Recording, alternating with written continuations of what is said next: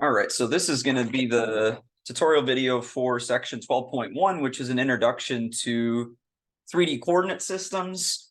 Multivariable calculus is all about calculus in 3 dimensions. So we have to have an understanding of what the 3D coordinate system is. Most of your life, you've been dealing with things in R2, which means you've been dealing with an X coordinate and a Y coordinate. So 2-dimensional space, sometimes called 2 space. Most of what we're going to be looking at this year deals with 3 space. So instead of just having an x-axis and a y-axis, now we introduce a z-axis. And so if you look at the graph that I've got here, typically the x-axis is the one that comes out this way. The y-axis is going to point off to the right. And these are all the positive axes. There's the positive y-axis, and then typically the positive z-axis points up into the air. Okay. Now you have a negative axis to go with each of these. The negative x-axis would point back this way. The negative y-axis would point back this way. And the negative z-axis would point down this way. Okay. And so you'll see we end up getting different regions that we divide these axes into. We'll look at underneath here. So the direction of that z-axis is determined by what's called the right-hand rule, which basically says if you curl your fingers of your right hand around the z-axis 90 degrees counterclockwise from the positive x-axis to the positive y-axis, your thumb is going to point in the direction of the positive z-axis. So it's just giving you a way to kind of define how this coordinate system is set up. All right, so we divide 3 space into 3 planes: the xy plane, the yz plane, and the xz plane. For all 3 of those, what's important is that one of your coordinates is going to be equal to 0. So if you're in the xy plane, you're not going to have any z coordinate. Your z coordinate's going to be 0.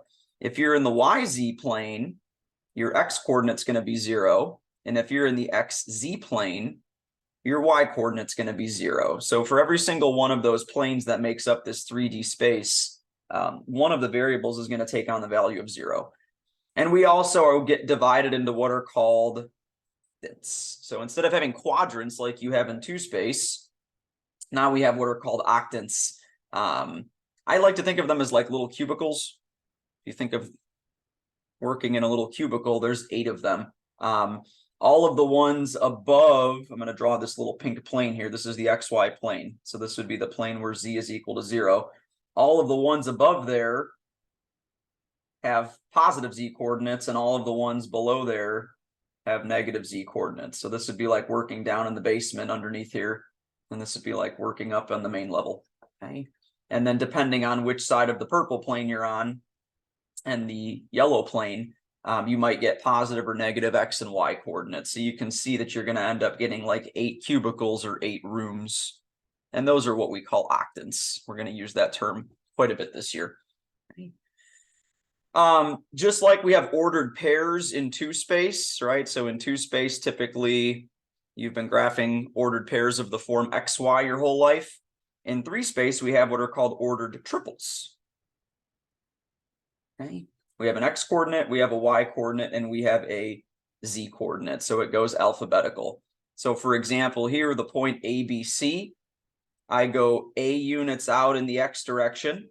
I go B units out in the Y direction, and then I go up C units in the Z direction. So if I kind of trace those out, that would be my direction. I go out X, over Y, and up Z, and I arrive at this point ABC. So let's do some with actual numbers here. If I wanted to graph the point 2, 3, 4, I know my X coordinate's going to be 2, so I'm going to go out 2 units on the X-axis. I'm going to go over 3 units on the Y-axis. Now, this gets a little tricky in the Z direction because you're not going to quite match it up with just 4 units on the Z-axis. The dot is not going to be quite in line with that. It helps if you draw a little prism, and I'll show you how that works. So it helps to kind of think about, okay, let's say I was to take this all the way over to the Y-axis with a coordinate of 3. If I then go 4 units into the air, this would be where my dot would land if I was coming straight off the y-axis, but I'm not coming straight off the y-axis. I'm coming from this little corner right here that was in line with x equals 2. And so what you kind of have to think about is if you were to sketch a little prism here, or at least a partial prism, this little blue line segment that I'm drawing has a height of 4. Everything along this blue line segment is in line with that z coordinate of 4. So my ordered pair is going to end up right over here. And it's weird because it doesn't look like it's in line with 4. It looks like it's in line with 1. But again, you're trying to draw something three-dimensional on a two-dimensional surface. Your mind is going to kind of play tricks with you. And that's something you have to get used to when taking this class is, you know, we're going to have to be drawing three-dimensional objects on a two-dimensional surface. And it'll get easier as you go through it more. If you wanted to complete the whole prism, it would look something like this. Okay. And so my ordered pair, I'm going to sketch in purple here. This would be the point 2, 3, 4. Okay. So make the prism, it helps. Okay. Let's do some with negatives. So if I was to sketch -3, 2, -6, I'm going to need my negative x-axis and my negative z-axis in this one. So this would be negative x, this would be negative z. I'm going to go -3 units out in the x direction, 2 units out in the positive y direction. So let's kind of sketch what we've got so far. So there's -3. I'm going to do a little bit of a better job with that one here. Okay, so there's my, if I was going out 2 units and I let it touch the y-axis, okay, I'm going to draw 6 units going down. But remember, it's not going to look perfectly in line with that -6 tick mark down here. If it did, it would show up right here, but I needed to be approaching from this back corner where I was at an x value of -3. So if you were to sketch this going down, you need to have another parallel line segment to go with it. And so this would be the side of the prism that I'm interested in right here. And so this, everything along this yellow line segment has a z coordinate of -6, and I need it to line up with this top red dot right here. So when I shift that down 6 units, I end up, I'm going to put the final one in green. I end up right here at what was it? -3 to -6. So that would be my final ordered pair. So just getting us used to graphing some stuff three-dimensionally. Okay. You can also do equations. So just like we have equations in 2 space, okay, it defines a curve, right? For example, if I was to give you the equation y = x squared, that would give you a curve known as a parabola. Okay, but what would something like that look like in 3-dimensional space? It's not just going to make a parabola anymore. It's going to make copies of a parabola that you can shift back and forth. And so we end up getting what are called surfaces. We don't call them curves anymore. We end up getting 3-dimensional surfaces when we're working in R3. Okay. And we're going to look at lots of different examples throughout the year, but just to kind of get ourselves acquainted, let's say I had the equation y = 3, and I want to know what surface does that represent in R3. Helps to think, first of all, what it represents in R2. So if I think about this in 2-dimensional space, I know that that's a horizontal line with a y coordinate of 3. Okay. And x can be whatever I want. So now I up the dimension. I start to think, okay, what would that be in 3-dimensional space? Well, this would mean there's no restriction on x and z. So x and z can be whatever I want. So x and z can be anything. But y always has to be 3. So what this is going to represent, it's going to be the set of all the points in 3-dimensional space whose y coordinate is 3, but x and z can be whatever you want. Okay? And so we're going to see what that makes is it actually makes a plane.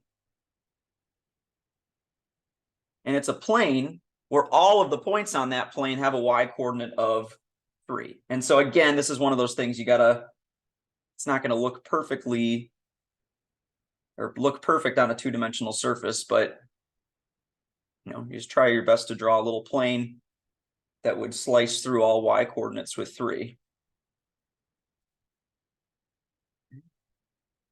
And so all of the points on this plane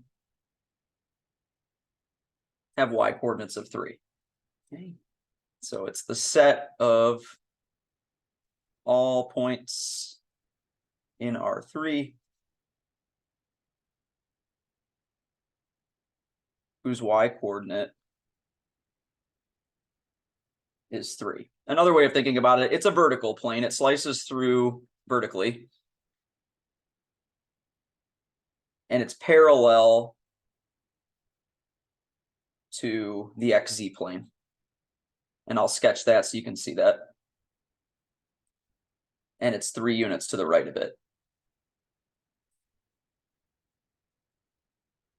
Right, because if you're in the XZ plane, your y coordinate would be 0. So the XZ plane would be this one back here. And so again, this probably helps to put dotted lines going through here because these don't actually cross through the blue. You'll see that often our textbook likes to draw dotted lines when it's not crossing through. But these two planes right here would be parallel to each other. This would be your XZ plane where y is equal to 0, and this would be your plane y equals 3. Okay. Let's look at something else kind of familiar. If I was to ask you what shape x squared plus z squared equals 1 is, well, if you're dealing with a two-dimensional sketch, let's say this is your x-axis and this is your z-axis, it would just be a circle with a radius of 1. Now, you probably did this with y's your whole life, but you could do this with z's. All right, it's just a circle with a radius of 1.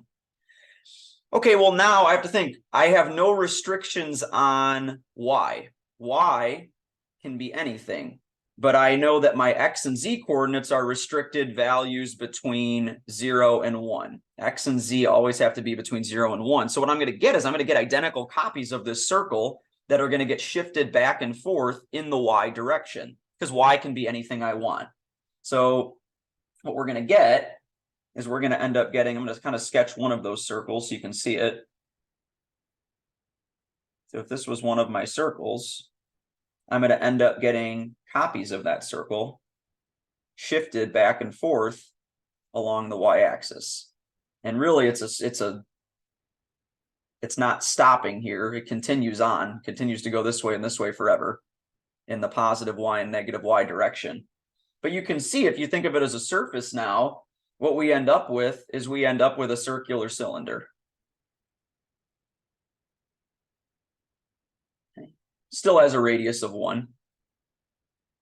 And I like to specify the axis of motion, or what axis it's moving along, whose axis is the y-axis. And again, the reason I know that is because that's the variable that's absent from the equation. Had it been, say, x squared plus y squared equals 1, well, then it would be a cylinder that's moving along the z-axis. So you just have to look at which variable's missing. It's a nice little circular cylinder. You'll see there's a lot of geometry that comes into play in this course. Okay. Next up is just a bad joke. We got a couple snakes on a plane, right? They're sitting on a plane in R3, LOL. Okay, bad jokes. Distance formula, you did this in R2. You can do distance between points in R3 as well. You'll notice it looks very much like the distance formula that you're used to, except now we have to add on the distance between the z coordinates as well. Okay. So if I wanted to find the distance between 2 points, let's call the first one x1, y1, z1. Let's call the second one x2, y2, z2. All I'm going to do is I'm going to subtract every set of coordinates. I'm going to square the differences, and I'm going to add the results together and take the square root. So the distance between these coordinates would be big square root, -3 minus 2 squared, 2 minus 3 squared, -6 minus 4 squared. I'm summing up all of those squares. And so I end up with -5 squared would be 25, -1 squared would be 1, and -10 squared would be 100. And so I end up with the square root of 126. Okay. And that's perfectly fine to leave that. We don't even really need to check to see if that radical breaks down. In this class, Whether you leave something in simplified radical form or not simplified radical form doesn't matter to me. It is an exact answer. It works. Again, a lot of things in this course you'll see are familiar to what you've done in the past. If you remember the equation of a circle, right, is x minus h squared plus y minus k squared equals r squared. That's a circle centered at hk with a radius of r. Well, now what's a three-dimensional circle? That's a sphere. So instead of having just an h and k component, now we give the center of that sphere a z component. We'll call it L. And so we end up with the equation of a sphere in standard form, okay, which is x minus h squared plus y minus k squared plus z minus L squared equals r squared. So here's my sphere. Center would be at HKL, and radius of that sphere would be r. Okay. So let's write the equation of a sphere with a diameter having endpoints -1, 2, 1, and 0, 2, 3. In order to write the equation of the sphere, I need two things. I need the center, HKL, and I need the radius, r. The diameter, remember, is going to connect the two endpoints on the sphere. So the center is going to have to be the midpoint of those two endpoints. So to get the center, I'm going to use my midpoint formula, which works the same as it would in two-dimensional space. I'm going to add my two x coordinates, divide by 2, add my two y coordinates, divide by 2, add my two z coordinates, divide by 2. So I end up with -1/2, 2, 2. There's my center. So there's my h, there's my k, there's my L. And then to get my radius, I'm going to start building the equation with what I know. So I'd have x minus -1/2, so x plus 1/2 squared, plus y minus 2 squared, plus z minus 2 squared. I don't know the radius yet. So what I'm going to do is I'm going to plug in the x, y, z ordered pair. Either of these points lies on the sphere. I can either use -1, 2, 1 or 0, 2, 3. I'm going to plug that in for x, y, and z. So I can solve for r squared. So, and you could use the other one too.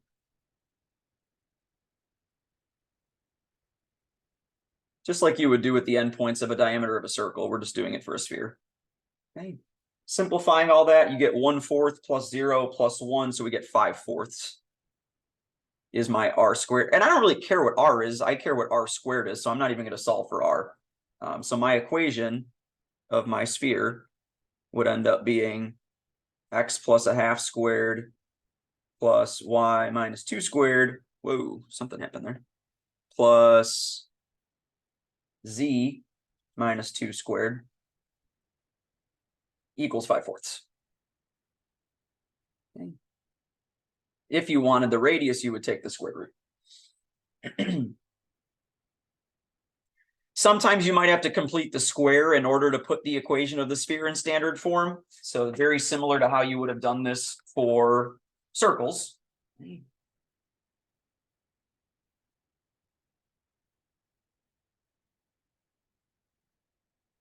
So to complete the square, I'm going to collect all of my x and y coordinates together and all of my z coordinates together on one side.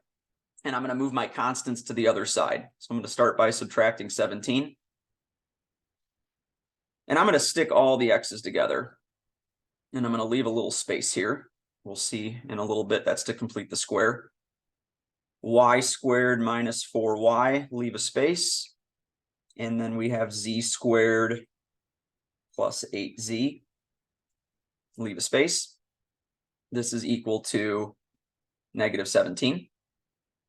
And now what I'm going to do is I'm going to complete the square. So I'm going to take the coefficient next to x, divide it by 2.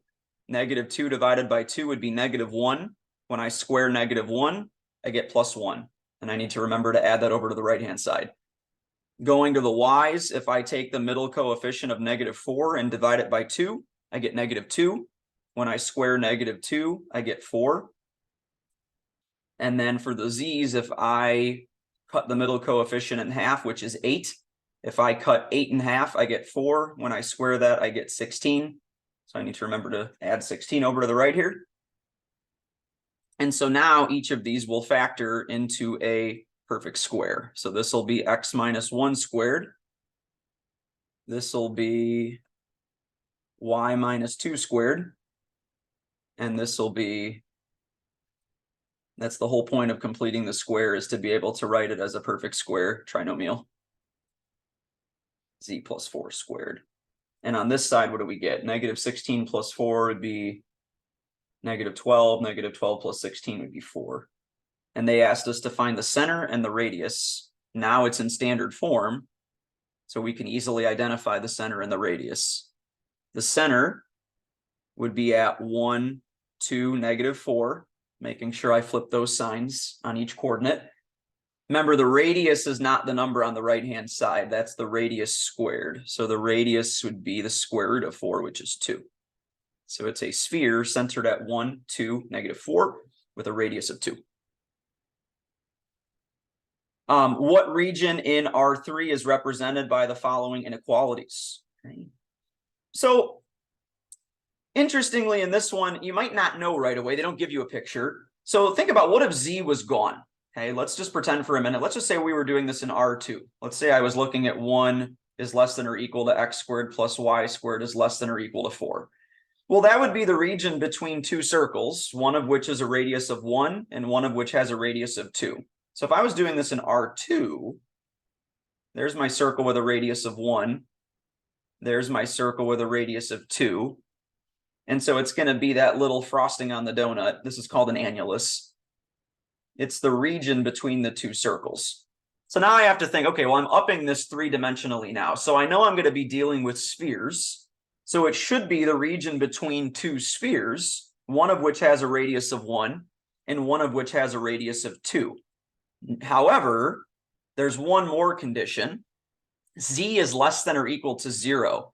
So this is going to be only the lower portion of the spheres. So in other words, it's going to be the portion below the xy plane where Z is negative. So instead of looking at full spheres, we're going to be looking at the region between two hemispheres. So what this is going to give us is the region. Now it could be on or between. If you notice, the inequalities are less than or equal to. So it's going to be the region that lies on, because of the inequality is less than or equal to, or between the spheres. One of them would be x squared plus y squared plus z squared equals 1. And the other one would be x squared plus y squared plus z squared equals 4. That's not descriptive enough because that would be the full spheres. So we need to clarify that we're underneath the xy plane. And we are beneath, or we could be on, again, because it's less than or equal to. We could be beneath or on the xy plane. So let's draw a little rough sketch, and then I'm going to show you to end out here what this would look like on a nice graphing software we're going to use a lot this year called CalcPlot 3D. So here's X, Y, Z. So basically, one of your circles here, if you were to look at one of the slices, would be x squared plus y squared equals 1. And the other one would be x squared plus y squared equals 2. But you're going to end up with those two little bowls that go underneath. And so you have basically, it almost looks like one of those little toilet bowl rides at Six Flags, the little water slides. So it could be anything on the hemisphere or between the hemispheres. You don't really see the inner hemisphere, it's covered up. So I'm going to show you a better visual on this graphing website. So to end out here, let me show you that. So if we go to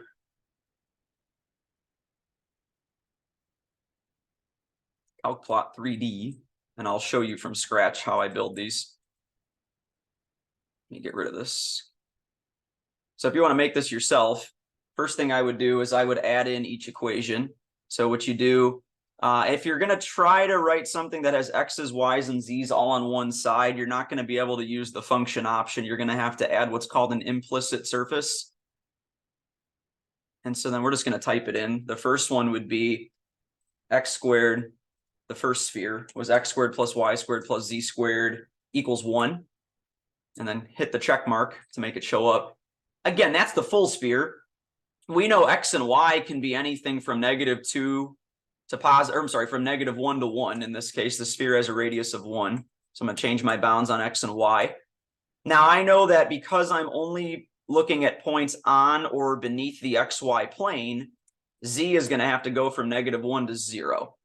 So if I update the graph here, it gives me the lower hemisphere. So there's my first hemisphere. And then I'm going to add another implicit surface.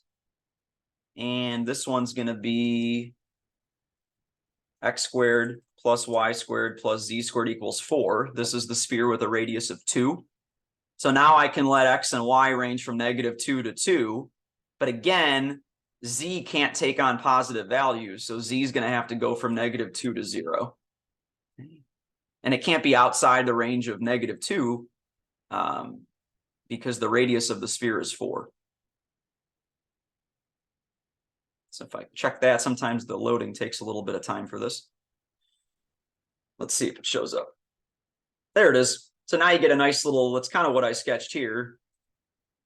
You can kind of see it. It looks like one of those, like I said, one of those little toilet bowl rides over at Six Flags or at a water park. We're looking at all the points on or between these two hemispheres.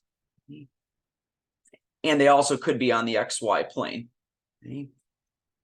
So it's pretty much all of the stuff you see in pink and yellow and green here. All of these points, it could be on the bowl itself. It could be in the air in between the two. But it's going to have to be any of these points here, touching here, touching here. That would be what we're looking at. So kind of cool, and it's kind of fun. You can let the bowl spin, and you can look at it from an upside down view. I'm not even touching anything right now. It's just moving on its own. So this is a real cool website. It's called CalcPlot 3D. If you Google it, I'm going to link it on Google Classroom for us. And we're going to use it to explore a lot of the different visual aspects of the concepts in this class. So pretty cool stuff. All right, that'll wrap up the first section. Should get you a start on your WebAssign homework and on your packet homework. If you have any questions, let me know.